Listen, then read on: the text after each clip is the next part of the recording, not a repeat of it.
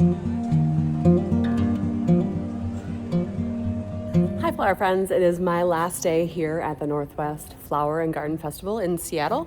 It has been such a great show. I'm showing you. This is not the room I'm speaking in, but this is the room that a couple of my friends spoke in. This is where Kara from Blooming Joy Flower Co. spoke. This is where Maren Mathis from the Farmhouse Flower Farm. She just came out with a book, The Sweet Pea School, that I have a copy of it. I also bought some for sweet pea seeds. But I wanted to share with you some of the stuff. I probably won't be able to record a lot today because I am doing a live recording of my podcast today. So this is the presentation room for some of the speakers. There are 3 presentation rooms and then 2 areas where speakers present. Let me show you them quick because why not? This is the Rainier room, and it looks like, oh, I think he spoke yesterday. So that might be his slides yesterday, unless he's speaking again today. But this is another one of the rooms. This is the DIY stage. It's behind the bookstore, and this is where Kevin and Jacques are talking about soil health today at, I think, 11:45. But then they will be doing a meet and greet afterwards. Kevin is signed up to do a book signing. So this is the DIY stage. They do a lot of flower arranging, a lot of demonstrations here. It's kind of nice because you can kind of stand in the background. Let me turn. It's got quite a big of space here in the back where if you don't get a seat, you can still listen to what's going on. This is where the meet and greets and the book signings take place. There's 2 different tables, and there's the schedule for the day, Sunday book signings. Cool. Yep, there's quite a few today. Very exciting. Lots of garden love. This is the room that I will be doing the live podcast in. They're going to have, I don't have a presentation, so there's no slideshows, but I was talking to the Epic team, botanical team, and they're going to put together just a slide to throw up on there. And then I think we're actually going to sit right here. We're going to have high stools, and then I'll have something for my computer. Because there are 3 of us, I'm not sure we're going to do it up there. I don't know. I'm going to come in here, and I'm going to do what they tell me to do. I'm excited. I was putting together my intro for the podcast this morning, and I just got so excited. I'm trying not to get emotional because Deb Prinzing is one of my guests, and Deb has been so influential to me from the very beginning. So I'm really excited. I'm trying to control my emotions because she's just a powerhouse in the flower farming and gardening industry, and I cannot wait to have her on the panel along with my friend Jennifer from the Flowering Farmhouse. So the podcast episode, we're recording it live in front of the studio audience, and then it will be uploaded to the Botanical Interests YouTube channel. So you'll be able to see the whole thing. It might take, I think we're not going to have it turned around in time for this Tuesday. So it will be, I think, next Tuesday's episode.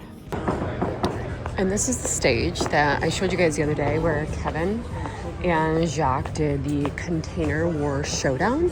They're also doing other events in here called Blooms and Bubbles. I'm going to stop and walk away from the speaker because this song that's playing right now is going to get me flagged. Okay, so any sort of music that is playing on YouTube that has copyright rights, I can't have. Oh, look, it's got the menu. Let's call it the menu. It is the schedule for today. We've got down here, we have Susan versus Dee. And then we have another Dee over here. It's Bethany. Oh, that was yesterday. Today is Dee Hall, Mermaid City Flowers. I have been hanging out with Dee. She is amazing. I really love her. And then, of course, here's Deb right here. She is the producer of Blooms and Bubbles. She's pretty amazing. So up here, so the Container Wars, the containers are here, there's 2 of them, and then they have all these products back here to choose from, and they get stopped there's a 30-minute time frame, but they lose time depending on whether or not the host wants to deduct time from them. But she also pauses them and has them do challenges like singing a song or showing a talent, or they have to, like Kevin did, put your hand behind your back to finish the competition. You could also steal plants from your competition. So anyway, it is just a fun thing, and there's quite a few container showdowns. Like here they are. That was the whole week. I know I showed a lot of the vendors, but I can't stop. Trying not to walk fast. I know it's hard as I'm walking through. The crowd is not here yet. The show just opened minutes ago. But there are so many unique plants here. I've grown this. It's the burro's tail. I've not grown one this big. I usually sell them when they're just a couple inches. But these are some amazing succulents, and there's so many varieties. And actually, some of the vendors get, look at the size of that succulent. Some of the vendors get new plants coming in every day because people are walking out of here with plants. There's actually one that I would love to get. It is it's a variegated citrus plant that I've never seen before, but I can't carry it out with me. But I do have to say that, do you remember the hummingbird that I saw the other day that was in the atrium flying up on the ceiling? I caught him again this morning when I first walked in.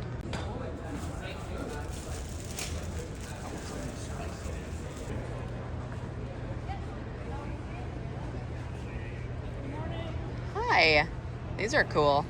I've never seen these ones. Oh, the crested? So cool. Yeah.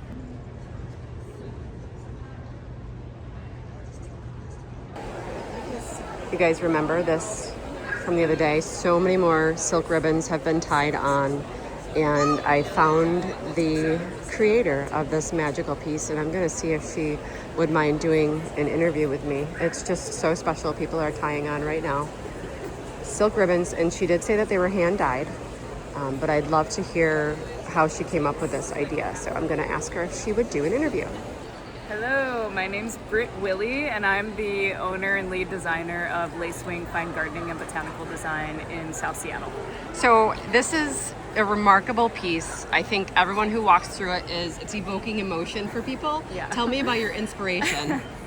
There were a few different levels of inspiration, but I think initially the inspiration was based on some grief and some loss in our family and our community. And so I knew I wanted to dedicate a garden to those people that we've lost. And many people we work with often create a space in their garden that's dedicated to a loved one or a pet. And so I started thinking about how I could sort of relate that to the botanical artistry and ecological design principles that guide our business. And I met Rachel, who is the incredible textile artist who's made all these beautiful weavings and dyed silks. So we connected and really became a beautiful collaboration where we could educate people about natural dyes that you can make with native plants and cultivated plants, which you'll see are indicated on the signs. Like here we've got violas and pansies are really great for like flower pounding, and then even the lodgepole pines and the quaking aspen have been used for many years before we had synthetic dyes to make dyes.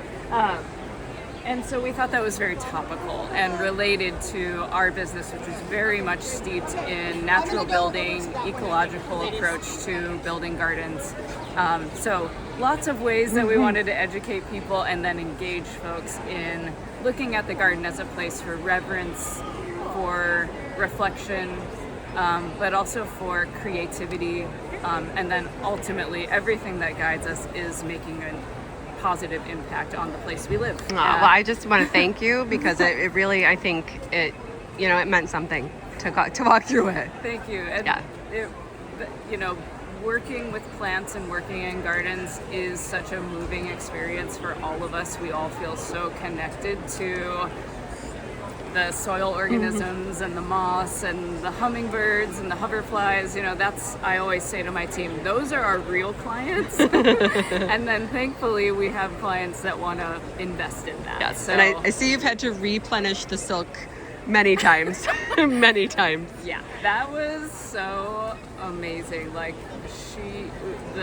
Rachel, the artist, she is out. We've used her whole stock, okay. So It's incredible. I am so thrilled that this living memorial has really resonated with people. I think especially with the challenges that we're going through as a country, it's really important that we just band together and support each other now more than ever. Like we need each other. If this doesn't demonstrate that, I don't know what does. So thank you. Yeah, thank Beautiful. you so much.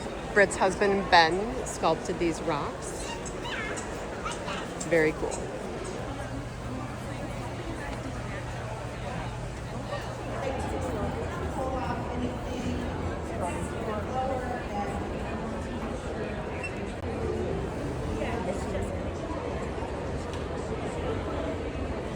Guys, I've been wanting, hold on. I had a mint in my mouth. Sorry about that delay. So I'm with Jennifer from the Flowering Farmhouse, and I've been wanting to tell you guys about the Dahlia Summit that she is hosting. It's gonna be amazing. I'm in the process of putting my I Dream of Dahlias video for 2026 together, but I don't know if I'm gonna make it in time before the summit. So we wanted to talk about. So tell us about the Dahlia Summit. Yes, so I am hosting the Profitable Dahlia Summit March 3rd through 5th. Okay. So coming right up. And what it is it is for growers who are looking to scale their business and become profitable, focusing on a niche market of dahlias. Okay. And the preface of this was that so many people I was hearing say, there are too many tuber sellers, there's no room for me. And I was like, there are so many more ways to sell dahlias than just tubers.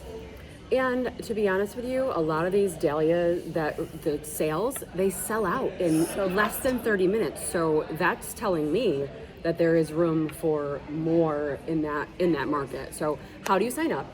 Absolutely. So you can sign up by the link that we'll give you. I'll put it in the description of the video. And so tickets are $99 for live access, which gives you, it's 2 full days with 13 speakers. And then we have a bonus day on March 5th from 9 a.m. to 10:30 a.m. Pacific Standard Time, where I'm going to take everything from the speakers, help you put it all together, and choose 1 or 2 focuses and help you go deep on that, so that you can really set yourself up for success and take everything you've learned and put it into action. And if you can't attend live, our all access is $199. And that gives you lifetime access as well as our speaker bonuses. And we have some awesome resources from our speakers. 13 speakers. Yes. Give me a couple of them. We have Julio Freitas from the Flower Hat. He's talking about growing for weddings, talking about the different mindset and the different flowers or dahlias you need to grow, and what it takes to get into the wedding market, because it's very different than growing dahlias for a CSA. We have Marin Mathis from the Farmhouse Flower Farm. Powerhouse. Queen of Dahlias, Queen of Sweet Peas. She's going to talk about how she hosts a successful dahlia tuber sale. She grows over, I think she said 300 varieties and over 8,000 tubers, and sells out in minutes every year. So she's going to talk about her structure, her systems, what goes into actually hosting a successful and profitable sale. We have Charlotte Smith from the Profitable Mindset kicking off our sessions with the mindset you need to have, so that you can get your mindset in the right position or spot, so that you can say, okay, I can do this, and get out of that mindset that there's too many people, or I'm not ready yet. And I think we've learned over the last year, me personally, mindset matters. Like, it is So huge. much. Yes. And then we have Anne, the Dahlia Anne House. Long, yes. What is she going to be talking about? She is talking about hosting U-Picks on your farm. So she has the most amazing U-Picks. She has dreamy tea lights in her garden, and she just hosts these magical experiences, and she's going to be sharing how to set up a successful U-Pick. So it's not just about, lifting and harvesting and selling tubers. It's about every way that you can be in the dahlia business. U-Picks, cuts, weddings, and tuber sales. Absolutely. So it's amazing. giving you more revenue streams than just tuber sales. We're going to teach you how to be successful with your tuber sales, but also all the other ways, because if you're only growing your dahlias to sell them, you have an entire season of beautiful blooms sitting in your garden going to waste. I'm signed up. I'm taking it. I'm excited. And actually, what I'm most excited about is that I've got to meet some of these people who are going to be presenting. And I'm meeting Jennifer for the first time. We've been like internet friends for 7 years. So long. So it's just so nice to meet and learn. And this whole convention, it's got such an energy, making me so excited for the season. So, okay, Dahlia Summit. Click the link in the description, learn more. Jennifer's amazing. If you're not listening to the Backyard Bouquet podcast, hop on that. So, all right, good luck. It's going to be great. Thank you. We'll see you guys at the summit. Good time. It's so full of play. You can get away with, in most cases, if you main city line. It's teed off the main city line. And so it's getting. Thank you. Say hi, guys. You go ready. We are loading up in here. And there's 2 cameras. I'm here for it. Say hi. Excuse me. Can you say hi to Veda? Could you say hi to Veda? No? Maybe? No. Okay.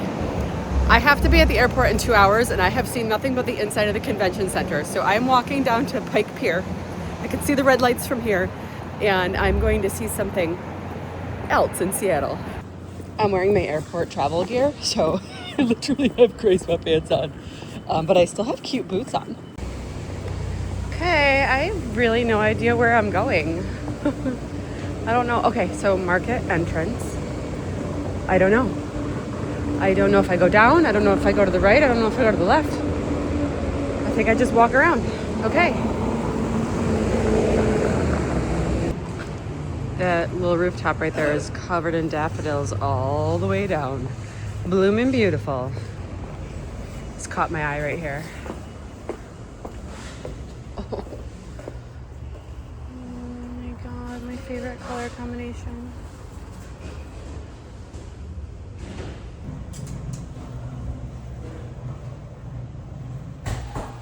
Market Grill, seafood. Everything's kind of closed. It's a couple hours before it usually starts, but you can see the vendors are getting prepped. Look at all the ice for the fish. Cool. Wow. I want to go this way, but the door's closed. So I can't get down there yet. I'll find a different way down.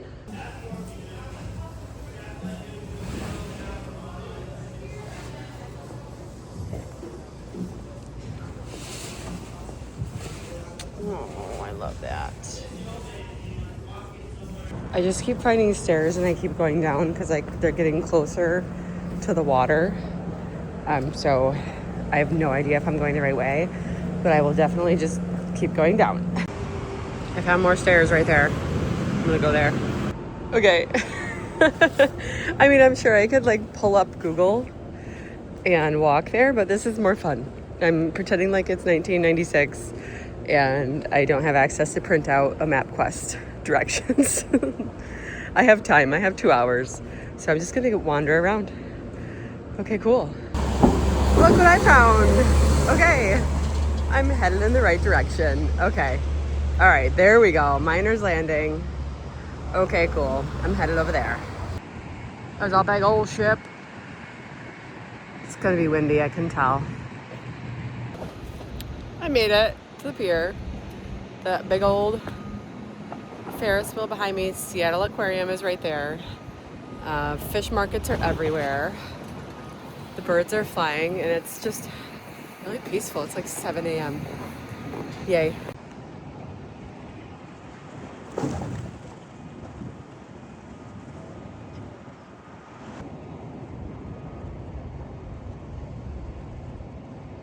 Other side of the aquarium. I'm told that this closes at night, but I bet you this would be absolutely beautiful at night with all those, like each stair is lit up like that. But oh my gosh, it's so nice to see.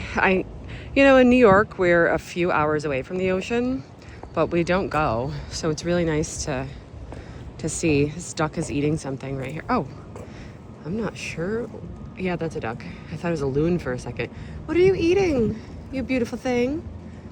Something delicious, I'm sure. Brad just texted me and asked if I could see the Space Needle from here, and I said I have no idea. So I was just looking around and it's right there. Thank you, Brad, for... Okay, that'll do it for me in Seattle. I'm gonna head back and I might show you some sights and sounds on my way back, but I'm probably not gonna be on camera anymore. So the podcast that I recorded with Deb and Jen is going to be on the Botanical Interest podcast station, like the YouTube channel where all of my podcasts are posted, but also it's going to be on all podcast platforms, Apple, Spotify. It's just a regular episode of the show with a live studio audience. Thank you to everyone who came out to see me. It was an amazing meet and greet. It was super emotional, a lot of crying, a lot of hugging. And Epic actually sent a television, like a camera crew they even filmed some of the meet and greet. So that should be on the podcast as well. Thank you guys for joining me on this trip. And I'm gonna head back to the hotel and grab an Uber.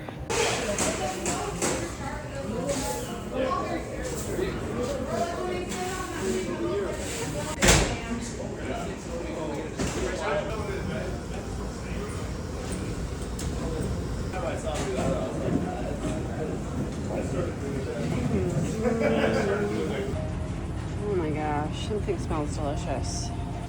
I'm trusting my nose right now to follow the donuts. Oh, this is the mac and cheese place everyone was telling me about. Oh my God, they're like making the cheese. So good. Oh my gosh, the windows are foggy. Oh my cheesy goodness.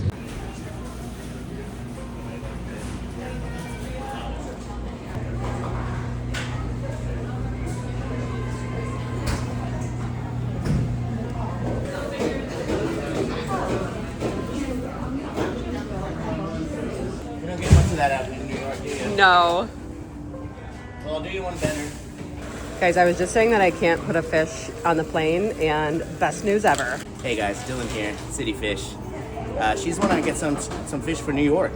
So we're gonna ship it to her overnight. It stays nice and fresh that way. We cut it for you, portion it, vacuum seal it. It's good in the freezer, the fridge.